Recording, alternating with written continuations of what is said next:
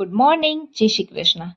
સવારમાં ઉઠી અને પહેલા તો શીતળા માતાની પૂજા કરી અને પછી બધું જ કામ કરી અને સરસ મજાની રેડી થઈ ગઈ.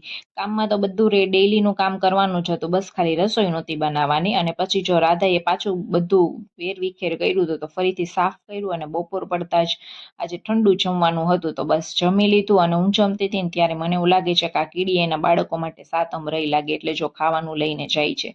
અને આને મેં કીધું હતું ને ત્યારે એ જમવા ન બેઠી, મેં જમી લીધું ને એટલે હવે અત્યારે એ જમવા બેઠી છે. પછી પેટ પૂજા થઈ ગઈ હતી એટલે વિચાર્યું કે હું થોડી વાર આરામથી સૂઈ જ જાય. અને ઉઠીને મેં વિચાર્યું હતું કે હવે છે ને ચા નથી પીવાની, આપણે રોંઢાની ચા સાવ સ્કીપ જ કરવાની છે, લીંબુ શરબત રોજ પીવાનું છે. તો સરસ મજાનું લીંબુ શરબત બનાવીને એ પી લીધું હતું. અને આજે છે ને ઉપવાસ રાખ્યો હતો ને તો મને સરખું મેળે નહોતું થતું, એટલે મેં ચિરાગને કીધું હતું કે તમે સોડા લઈને જ આવજો. તો એ સરસ મજાની ઠંડી ઠંડી સોડા લઈ આવ્યા અને ભાઈ મજા આવી ગઈ, આમ મતલબ રાહત થઈ ગઈ પેટને. પછી છે ને એ લોકોને પાઉંભાજી જમવાની હતી અને મારે તો ભાઈ ઉપવાસ હતો એટલે ખાલી ફરાળમાં જમવાનું હતું, એટલે મેં તો ખાલી સાકરટેટી સુધારી અને જમી લીધી હતી.